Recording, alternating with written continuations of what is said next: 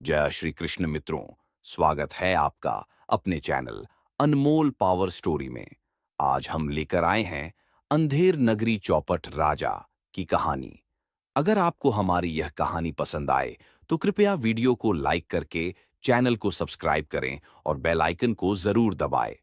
तो चलिए दोस्तों, कहानी की तरफ बढ़ते हैं।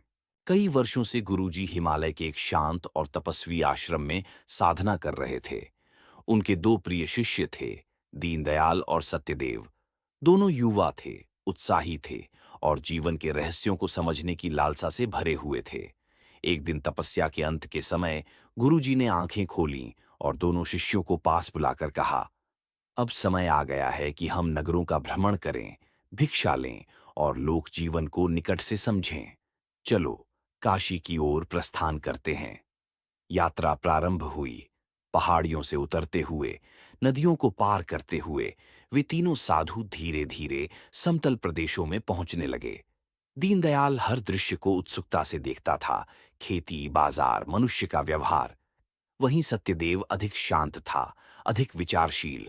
वह हर घटना में अर्थ खोजता था। गुरुजी दोनों की प्रवृत्तियों को देखकर प्रसन्न होते।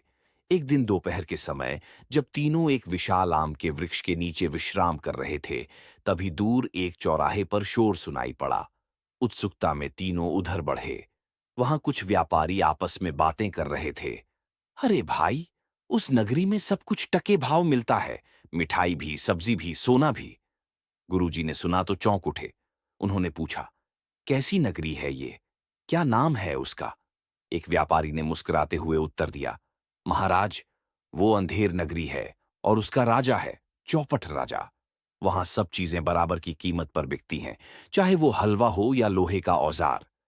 गुरुजी की आंखों में गहराई आ गई। उन्होंने दोनों शिष्यों से कहा, आओ, उस नगरी को देखें। वहां का जीवन कुछ न कुछ सिखा सकता है। शाम होते होते वे तीनों साधु उस नगरी के द्वार पर पहुंच गए। द्वार पर कोई रक्षक नहीं था। नगर के भीतर का दृश्य विचित्र था। चौराहों पर मिठाई बिक रही थी और उसके बगल में लोहे की कीलें। दोनों पर लिखा था, 1 टका प्रति सेर। भीड़ खुशी खुशी खरीद रही थी, कोई सवाल नहीं पूछ रहा था। दीनदयाल तो तुरंत लालच में आ गया। वह बोला, गुरुजी, ये तो स्वर्ग है। यहां तो सब कुछ मुफ्त जैसा है। मैं यहीं रहकर तप करूंगा। सत्यदेव ने कुछ नहीं कहा, बस नगर की दीवारों पर बने चित्रों को देखता रहा।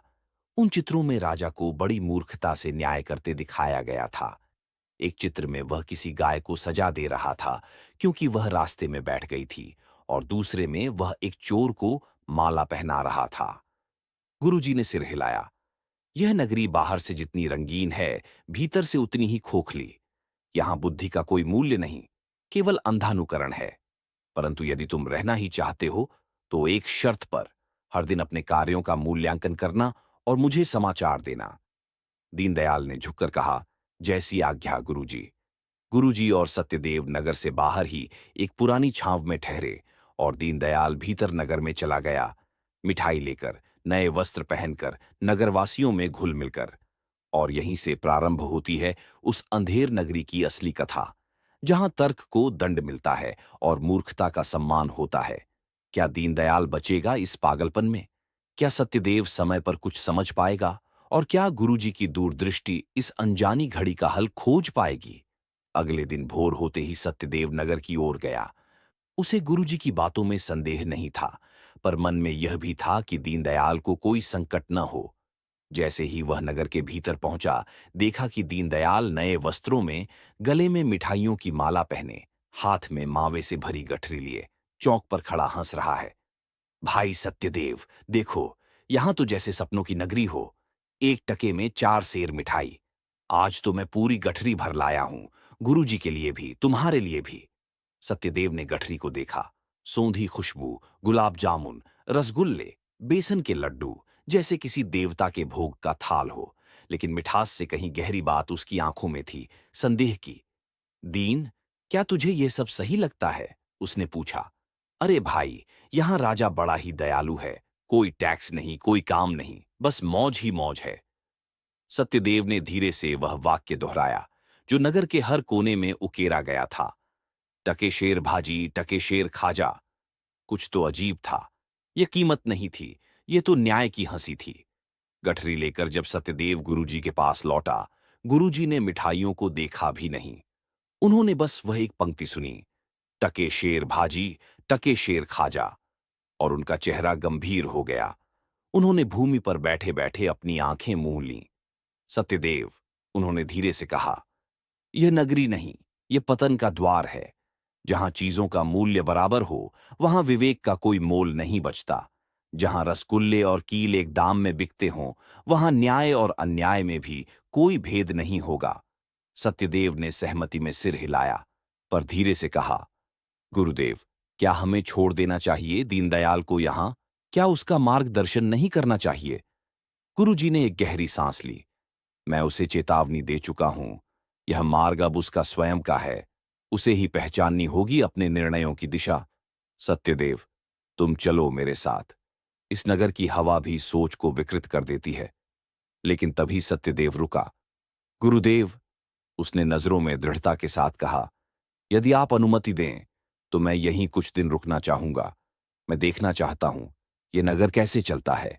क्या ये व्यवस्था जो बाहर से सुंदर है, भीतर से भी वैसी है, या कोई छुपी षड़ांत है? गुरुजी ने कुछ पल उसकी आंखों में देखा, फिर बोले, ठीक है, लेकिन एक बात गांठ बांध लो। ये नगरी तुम्हें बाहर से तो आकर्षित करेगी, पर भीतर से धीरे धीरे तुम्हारी आत्मा को खोखला करने लगेगी। यदि एक भी दिन ऐसा लगे कि मन संदेह करने लगे, तो बिना सोचे यहां से निकल जाना। और ध्यान रखना, ये चौपट राजा तर्क से नहीं चलता, केवल भ्रम से चलता है। गुरुजी वहां से विदा हो गए, अपने एकमात्र सच्चे शिष्य को अंधेर नगरी की गर्त में छोड़ते हुए। अब सत्यदेव अकेला था। दीनदयाल की लालच भरी आंखें, राजा की मूर्खतापूर्ण नीतियां और गुरुजी की चेतावनी, तीनों उसके मस्तिष्क में गूंजती रहीं। लेकिन उसी रात नगर में एक विचित्र घटना घटी, जिसने सत्यदेव को यह समझने पर मजबूर कर दिया कि यह अंधेर नगरी केवल व्यापार की नहीं, न्याय की भी कब्रगाह है। अंधेरा गहराता जा रहा था, लेकिन अंधेर नगरी की गलियों में अब भी हलचल थी। बाजार की रौनक कुछ कम हुई थी, पर लोगों की आवाजें, हंसी मजाक और टके शेर खाजा के नारे अब भी गूंज रहे थे। सत्यदेव नगर के कोने कोने में टहल रहा था, हर दृश्य को देख रहा था, हर आवाज को सुन रहा था। और तभी एक अजीब शोर उठा, किसी के रोने की करुण पुकार, फिर लोगों की भीड़ का जमा होना, और अंत में सैनिकों की तेज आवाजें, राजा को सूचना दो, न्याय होगा। सत्यदेव भी भीड़ के साथ उस ओर बढ़ा। सामने दृश्य विचित्र था। एक दीवार गिरी हुई थी और उसके नीचे एक मरी हुई बकरी पड़ी थी। उसके पास बैठी थी एक बुजुर्ग स्त्री, जो दहाड़ मार मार कर रो रही थी, मेरी बकरी, मेरी अकेली बकरी, इसके बिना तो मेरा गुजारा भी नहीं। कुछ सैनिक आए, बकरी को उठाया, दीवार की ओर देखा और फिर नगर के मुख्य चौक पर सबको खींच ले गए। अगले ही दिन नगर के चबूतरे पर राजा ने अदालत लगाई। वही चौपट राजा, गंभीर चेहरा, भारी मुकुट, लेकिन आंखों में न समझ का प्रकाश, न विवेक का संकेत। बकरी की मृत्यु एक बड़ा अपराध है, उसने ऊंची आवाज में कहा। ऐसे अक्षम्य अपराध में दोषी को दंड मिलना चाहिए। न्याय होगा, तुरंत और सटीक। फिर आरंभ हुआ दोषियों की खोज का तमाशा। राजा ने कहा, दीवार किसने बनाई? एक आदमी डरते हुए आगे बढ़ा। महाराज, वह बनिया जी ने बनवाई थी, मैंने सिर्फ मजदूरी की थी। राजा ने बनिए को बुलवाया। बनिया कांपता हुआ आया। तूने दीवार क्यों बनवाई? महाराज, वो पुरानी हो गई थी, डर था कि कहीं गिरे ना, इसलिए नई बनवाई थी। तो फिर गिरी क्यों? राजा ने चिल्लाकर पूछा। बनिया ने झुकते हुए कहा, शायद कारीगर की गलती हो महाराज। राजा ने आदेश दिया, कारीगर को बुलाओ। कारीगर आया, थर थर कांपते हुए। तूने दीवार बनाई थी? हां महाराज।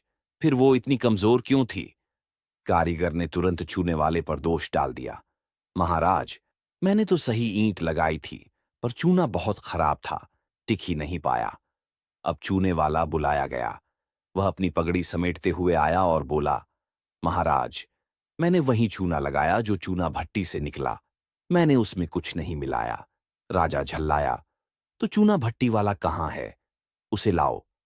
सत्यदेव एक कोने में खड़ा, इस न्याय प्रक्रिया को देख रहा था। एक बकरी की मौत से शुरू हुआ दोष अब इंसानों की गर्दन पर मंडरा रहा था। उसे गुरुजी की बात याद आई, यहां तर्क का कोई स्थान नहीं।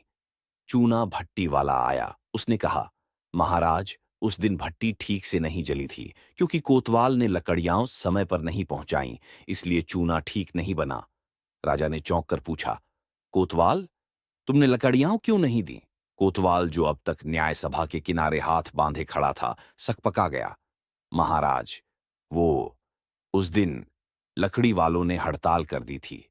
मैंने तुरंत वैकल्पिक व्यवस्था की थी। लेकिन राजा ने गुस्से में सिंहासन से उठकर कहा, बस, अब कोई बहाना नहीं। इस पूरे प्रकरण का अंतिम दोषी कोतवाल है। न्याय के लिए बलिदान देना होगा। कोतवाल को फांसी पर चढ़ाया जाए। सभा में सन्नाटा छा गया। कोतवाल की आंखें फटी रह गईं, लेकिन किसी ने विरोध नहीं किया। राजा का आदेश था और अंधेर नगरी में आदेश का मतलब न्याय होता था, चाहे उसमें कितना भी अन्याय क्यों न छुपा हो। सत्यदेव की आंखें फटी की फटी रह गईं। वह यह सब देख रहा था, सोच रहा था, कितनी आसानी से एक निरीह बकरी की मौत का दोष उस व्यक्ति पर मढ़ दिया गया जो सबसे कम जिम्मेदार था, या शायद जरा भी नहीं। पर यहीं खत्म नहीं हुई बात। जब कोतवाल को फांसी देने की तैयारी शुरू हुई, तब एक और मोड़ आया। कोतवाल की सजा तय हो चुकी थी। नगर के चौराहे पर एक ऊंचा फांसी का तख्ता तैयार हुआ। ढोल पीटे जा रहे थे, भीड़ उमड़ रही थी, और राजा सिंहासन पर बैठा गंभीर मुद्रा में न्याय की जीत का तमाशा देख रहा था। पर जब कोतवाल को फांसी के फंदे के नीचे लाया गया, तब हंगामा मच गया। फांसी का फंदा उसके गले तक आया ही नहीं। महाराज, झल्लाद ने डरते हुए पुकारा, यह फंदा इस व्यक्ति की गर्दन तक पहुंच ही नहीं रहा। यह बहुत दुबला है, यह तो मरने से पहले ही फिसल जाएगा। राजा की भौहें तन गईं। सभा में सन्नाटा छा गया। राजा ने माथा खुजाते हुए गंभीर स्वर में कहा, तो फिर समस्या क्या है? फंदा तो तैयार है, न्याय भी तय है। अब बस कोई ऐसा व्यक्ति चाहिए जो इस फंदे में सही बैठ सके। मोटा आदमी, हां, मोटा आदमी चाहिए। सभा में चुप्पी छा गई। अब न्याय नहीं, बल्कि न्याय का अनुपालन जरूरी हो गया था। दीवार गिरी थी, बकरी मरी थी, अपराध तय था। अब बस बलि का बकरा चाहिए था, और वह बकरा कोई ऐसा होना चाहिए था जो फांसी के फंदे के लायक हो। राजा ने सैनिकों को आदेश दिया, नगर में जाओ, जो भी मोटा व्यक्ति दिखे उसे पकड़ लाओ, हमें न्याय की भूख मिटानी है। सैनिक दौड़े। गलियों में, बाजार में, मंदिरों के बाहर, हर जगह वे एक ही चीज खोज रहे थे, मोटा आदमी। कुछ ही देर में 3 मोटे व्यापारी पकड़ लाए गए। राजा ने उन्हें देखा, तौलवाया, और फिर एक-एक को फंदे के पास खड़ा किया गया। लेकिन कोई भी पर्याप्त मोटा नहीं निकला। राजा फिर बिफरा। अंधेर नगरी में क्या कोई भी न्याय के लिए योग्य नहीं बचा? और तभी एक सैनिक दौड़ता आया, महाराज, एक नवयुवक है। कुछ ही दिनों पहले आया है इस नगरी में। नाम है सत्यदेव। बहुत भला लगता है, लेकिन बड़ा हृष्ट-पुष्ट है, बिल्कुल फिट। राजा ने हंसकर कहा, सत्यदेव, वही जो मिठाइयों की गठरी लेकर आया था? हां, वही चलेगा। न्याय किसी न किसी को तो सहना ही होगा। सत्यदेव उस समय मंदिर के प्रांगण में बैठा ध्यान कर रहा था। तभी 4 सैनिक उसे पकड़कर खींच लाए। पर क्यों? मेरा क्या दोष है? उसने चिल्लाकर कहा। राजा का न्याय है, एक सिपाही बोला। फंदा खाली है और तुम्हारा शरीर उस पर एकदम सटीक बैठेगा। सत्यदेव की आंखें फटी की फटी रह गईं। ये वही नगरी थी जहां टके में खाजा बिकता था, जहां वह सोचता था कि सस्ती मिठाई में ही जीवन का सुख छुपा है।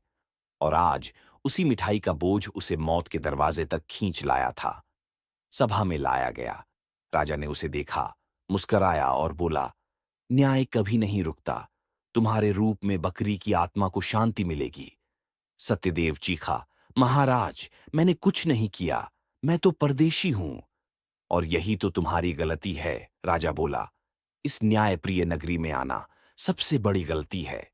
तभी उस भीड़ में से एक बूढ़ी आवाज गूंजी, रुको। सभी ने मुड़कर देखा। गुरुजी खड़े थे, अपनी कमंडल से टपकते जल के साथ। राजन, यह बालक मेरा शिष्य है, इसे ले जाना तुम्हारे पूरे राज्य को श्राप दिलाएगा। राजा मुस्कुराया, श्राप तो दीवार गिरने से शुरू हुआ था, अब बस न्यायपूर्ण होगा। गुरुजी शांत स्वर में बोले, तो ठीक है, अगर फांसी देनी ही है तो मैं मरूंगा। मैं इससे कहीं मोटा हूं। सभा में सन्नाटा। सत्यदेव चौंक उठा। गुरुजी नहीं। गुरुजी बोले, मेरे प्राण देने से यह नगरी बचेगी और तू बचेगा सत्यदेव। राजा यह देखकर गदगद हुआ। वाह, यह तो न्याय से भी बढ़कर बलिदान है। लेकिन वह एक पल को रुका और फिर आंखें बंद कर सोचने लगा, इतना पुण्य कहाँ मिलेगा? एक साधु की मौत, ऐसा पुण्य तो स्वयं मृत्यु को भी डराता है। फिर वह उछल पड़ा। रुको, इस फांसी पर मैं स्वयं चढ़ूंगा। मेरा जीवन सफल होगा। मैं अमर हो जाऊंगा। सभा में हाहाकार मच गया। राजा ने सिंहासन छोड़ दिया और चिल्लाया, मुझे फांसी दो। सैनिक सकपका गए। मंत्री बेहोश होने लगे। सत्यदेव और गुरुजी एक दूसरे को देखने लगे। समझ गए कि राजा का पागलपन अब न्याय से ऊपर पहुंच गया है। और तभी गुरुजी ने सत्यदेव का हाथ पकड़ा और चुपचाप कहा, भाग चलो बेटा, यह नगरी अब नहीं बचेगी। और वे अंधेरे में विलीन हो गए। पीछे रह गया अंधेर नगरी और उसका चौपट राजा, जो उस फांसी के नीचे खड़ा अपने ही अंत की प्रतीक्षा कर रहा था। पुण्य कमाने के पागलपन में अंधेरे में भागते समय सत्यदेव की आंखों में अश्रुओं की धारा बह रही थी। पीछे वह नगरी थी जिसे कभी उसने स्वर्ग समझा था, और आगे गुरुजी का हाथ था जो उसे फिर से जीवन की ओर खींच रहा था। दोनों जंगल की ओर निकल पड़े, लेकिन सत्यदेव का मन किसी जाल में फंसा हुआ था। वह सोच नहीं पा रहा था कि यह कैसा न्याय है, कैसा नगर है, और कैसी विडंबना जिसमें मिठाई का स्वाद अब मौत की साजिश बन गया। गुरुजी रुके। उन्होंने एक विशाल पीपल के नीचे आसन जमाया, आंखें बंद कीं और बोले, सत्यदेव, अब तू जान चुका है कि अंधेर नगरी में केवल सस्ता माल ही नहीं, सस्ता न्याय भी बिकता है। वहां मूल्य वस्तुओं का नहीं, जीवन का गिर चुका है। सत्यदेव ने हाथ जोड़कर कहा, गुरुदेव, मैं मूर्ख था। मैंने आपकी सीख को हल्के में लिया, पर आप क्यों मेरे लिए प्राण देने को तैयार हो गए? गुरुजी ने धीमे स्वर में उत्तर दिया, जब शिष्य संकट में हो तो गुरु मौन नहीं रह सकता। तुम्हारी रक्षा मेरा धर्म है और तुम्हें समझाना मेरा कर्तव्य। तभी पीछे से एक घोड़े की टाप सुनाई दी। सैनिकों का दल राजा का संदेश लेकर आया। राजा ने घोषणा की है कि फांसी अब किसी भी बलिदानी को दी जाएगी जो स्वेच्छा से सामने आए। जो फांसी चढ़ेगा उसे पुण्य मिलेगा और उसका नाम अमर हो जाएगा। गुरुजी मुस्कुराए। सत्यदेव कांप उठा। गुरुजी ने कहा, चलो एक बार फिर नगर लौटते हैं। मैं उसे यह दिखाना चाहता हूं कि बलिदान क्या होता है और प्रेम क्या होता है। सत्यदेव ने डरते हुए कहा, गुरुजी, अगर आपने कुछ किया तो मैं भी चुप नहीं बैठूंगा। वे दोनों वापसी के लिए निकल पड़े। जब अंधेर नगरी के द्वार पर पहुंचे तो चौंक गए। हर घर से लोग बाहर थे। लोग एक दूसरे से पूछ रहे थे, कौन चढ़ेगा फांसी, किसे मिलेगा पुण्य, किसका नाम अमर होगा। यह अब न्याय नहीं, पुण्य प्रदर्शनी बन चुकी थी। राजा अब गेरुए वस्त्र पहन चुका था, आंखों में भक्ति का नशा और होठों पर मरणोत्तर महिमा का व्रत। सिंहासन खाली था। दरबारी उलझन में थे। प्रजा असमंजस में थी। जल्लाद खड़ा इंतजार कर रहा था, पर किसी का भी निर्णय पक्का नहीं था। तभी गुरुजी मंच पर चढ़े और सिंह गर्जना की, मैं आ गया हूं। अगर पुण्य की ही बात है तो लो, मुझे फांसी दो। सभा में सन्नाटा छा गया और उसके पीछे से चिल्लाया, सत्यदेव, नहीं, मैं मरूंगा, मुझे फांसी दो। दोनों एक दूसरे की ओर लपके और दोनों फांसी के फंदे के पास खड़े हो गए।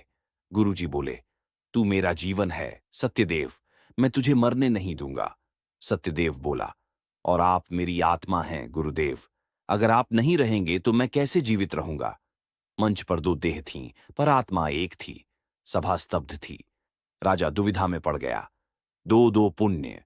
राजा ने आंखें तरेर कर सोचा, अगर ये दोनों एक साथ मरें तो मेरा राज्य सदा सदा के लिए पावन हो जाएगा। लेकिन तभी मंत्री दौड़ता आया, महाराज, ज्योतिषियों का कहना है कि जो पहला फांसी चढ़ेगा वह स्वर्ग का राजा बनेगा। राजा चौंक पड़ा। उसने चिल्लाकर कहा, रुको, फांसी किसी को नहीं दी जाएगी, मैं ही पहले मरूंगा। मुझे स्वर्ग का राजा बनना है। अब पूरी नगरी हंसी के समुंदर में डूब गई। गुरुजी ने सिर झुकाकर कहा, सत्यदेव, अब तुझे इस स्थान पर कुछ नहीं बचा। चल, इस अंधकार से निकलकर सच्चे प्रकाश की ओर चलें। राजा पागल हो चुका था। वह फांसी के नीचे जा खड़ा हुआ, मगर जल्लाद पीछे हट गया। सभा बिखरने लगी। लोग घर लौट गए। मिठाई की दुकानों के भाव फिर गिरने लगे। पर अब कोई खरीदार नहीं था। सबने देख लिया था। सस्ता स्वाद, सस्ती जान और सबसे सस्ती न्याय व्यवस्था। गुरुजी और सत्यदेव जंगल की ओर लौटे। गुरुजी ने कहा, अब तू जान गया है कि सस्ते सुख का मूल्य कितना महंगा हो सकता है। सत्यदेव ने हाथ जोड़े। गुरुदेव, अब मैं केवल वहीं जाऊंगा जहां मूल्य का अर्थ केवल धन नहीं, चरित्र हो। गुरु शिष्य एक साथ चलते रहे। जंगल शांत था, लेकिन उनके बीच प्रेम का कोलाहल था। और पीछे रह गई थी एक नगरी जहां न न्याय था न नीति, केवल एक राजा था और उसका अंधकार। सिंहासन पर बैठा राजा अब शांत नहीं था। गुरु और शिष्य की दृढ़ता, उनका त्याग और सबसे ऊपर वो रहस्यमयी बात, स्वर्ग का राजा बनने की संभावना उसे भीतर से बेचैन कर चुकी थी। मंत्रियों और दरबारियों के बीच वह बेचैनी हवा में फैल गई थी। राजसभा के हर कोने में कानाफूसी हो रही थी। अगर फांसी से स्वर्ग का मार्ग खुलता है तो राजा को क्या करना चाहिए? क्या स्वर्ग का राज्य इस धरती के राज्य से भी अधिक महान है? गुरुजी ने इस भ्रमित माहौल में एक और बीज बो दिया। हे राजन, इस समय आकाश के द्वार खुले हैं। ब्रह्मांड की चाल ऐसी है कि जो पहला प्राणी आज फांसी पर चढ़ेगा, वही सीधे स्वर्ग के सिंहासन पर आसीन होगा। राजा की आंखों में लालच की चमक थी। वह उठा, अपने भारी वस्त्र उतारे और बोला, यदि ऐसा है तो यह अवसर मैं किसी को नहीं दूंगा। मैं स्वयं स्वर्ग का राजा बनूंगा। मेरा नाम अमर हो जाएगा। सैनिक घबरा गए। दरबारी चौंक उठे। मंत्री ने डरते डरते कहा, महाराज, विचार कीजिए, आप इस राज्य की आत्मा है। राजा गरजा, मैं अब इस मरणशील राज्य का नहीं, स्वर्ग का राजा बनने चला हूं। यह धरती नश्वर है, पर स्वर्ग में चिरंजीवी राज्य है। गुरुजी ने सिर झुका लिया, मानो कोई मंत्र पूरा हो चुका हो। सत्यदेव, जो अभी तक सन्न था, गुरु की आंखों में देखकर समझ गया, यह वही क्षण है जिसका गुरुजी इंतजार कर रहे थे। राजा ने सिंहासन छोड़ा और फांसी के तख्ते की ओर बढ़ चला। जल्लाद ने कांपते हाथों से फंदा आगे बढ़ाया। सभा स्तब्ध थी, जैसे मृत्यु किसी उत्सव का हिस्सा बन गई हो। राजा ने गर्व से कहा, मेरे मरने के बाद मुझे अग्नि न देना। मेरा शरीर स्वर्ग का मार्ग तय करेगा। मुझे छूना भी पाप होगा। मैं अमृत को प्राप्त होने जा रहा हूं। गुरुजी ने आंखें बंद कर लीं और मन में सोचा, जिसे केवल सुख चाहिए, वह मोक्ष को समझ नहीं सकता। स्वर्ग को पाने का लोभ नरक का ही द्वार है। फांसी का पट्टा कसा। राजा ने अंतिम बार जनता की ओर देखा। हे प्रजाजन, मैं जा रहा हूं अमृता की ओर। तख्ता खींचा और सब कुछ शांत हो गया। सन्नाटा इतना गहरा था कि समय भी कुछ पल के लिए थम गया। गुरुजी ने सत्यदेव का हाथ पकड़ा और धीरे से कहा, चल, अब अंधेर नगरी में कुछ भी शेष नहीं। यहां का राजा अपने लालच का दास बन चुका था और हम अपने विवेक के मार्गी। सत्यदेव ने धीरे से पूछा, गुरुदेव, क्या वह सच में स्वर्ग गया? गुरुजी मुस्कुराए। स्वर्ग का रास्ता सत्य, त्याग और सेवा से खुलता है, न कि लोभ से। और जिसने लोभ में आकर जीवन खोया, वह कहां गया, यह जानने की आवश्यकता नहीं। पर यह नगर आज एक सच्चा पाठ सीख चुका है। अंधेर नगरी अब वैसी नहीं रही। मिठाइयों की दुकानों पर ताले लग चुके थे। टके शेर वाली आवाजें थम चुकी थीं। प्रजा जाग उठी थी और एक चमत्कारिक ढंग से राजा के मरते ही पहली बार नगरी में सुबह की रोशनी कुछ और ही तेज थी। गुरु और शिष्य उस नगरी से दूर निकल पड़े। रास्ते में सत्यदेव ने पूछा, गुरुदेव, क्या हर राजा ऐसा होता है? गुरुजी ने कहा, नहीं पुत्र, हर राजा अंधा नहीं होता, पर हर प्रजा अगर सोई रहे तो हर राज्य अंधेर नगरी बन सकता है। वे दोनों चलते रहे और पीछे छूट गई एक नगरी जो अब नई चेतना की ओर बढ़ने को मजबूर थी। राजा की मृत्यु के बाद कुछ क्षणों तक पूरी नगरी जैसे जड़ हो गई थी।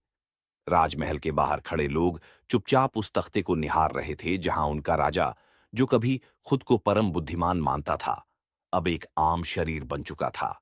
सत्ता की शान, सिंहासन की गरिमा और लोभ की चमक सभी मिट्टी में मिल चुकी थी। गुरुजी ने गहरी सांस ली। सत्यदेव उनके साथ चुपचाप खड़ा था, अब किसी प्रकार का मोह नहीं बचा था।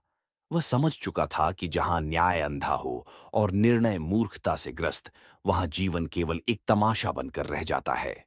अचानक नगरी में कोहराम मच गया। मंत्रियों ने सिर पकड़े, प्रजा चीखने लगी। अब हमारा राजा कौन होगा? किसके पास न्याय की कुंजी है? सैनिक आदेश न मिलने के कारण भटक रहे थे। दुकानदार, जिनकी मिठाइयां टके शेर बिकती थीं, अब भयभीत थे। कहीं अगला राजा उनकी मिठाई न छीन ले। गुरुजी ने देखा, अंधेर नगरी अब अपने ही बनाए भ्रमों में उलझ रही थी। कोई नेतृत्व नहीं, कोई नीति नहीं, सिर्फ एक खाली तख्त और भटकती भीड़। सत्यदेव ने पूछा, गुरुदेव, क्या हम इन लोगों की मदद नहीं कर सकते? गुरुजी बोले, नहीं पुत्र, यह नगरी अब स्वयं ही अपनी अग्नि में तपेगी। जो नगर अपने राजा की मूर्खता पर ताली बजाए और न्याय को मजाक बनाए, वहां सुधार जबरन नहीं हो सकता। ये नगर जब खुद जागेगा, तब इसे नया उजाला मिलेगा। फिर उन्होंने कुछ चावल के दाने निकाले, एक छोटी पूजा की और हवा में छोड़ते हुए बोले, हे धरती, तू ही न्याय की साक्षी बन। जब अगली बार कोई राजा न्याय की गद्दी पर बैठे, तो उसका विवेक न अंधा हो, न उसका हृदय लालच से भर जाए। गुरु और शिष्य चुपचाप नगर छोड़ने लगे। पीछे से भीड़ की आवाजें आ रही थीं। कुछ रो रहे थे, कुछ चिल्ला रहे थे और कुछ नए राजा की मांग कर रहे थे। पर गुरुजी और सत्यदेव अब उन आवाजों से परे थे।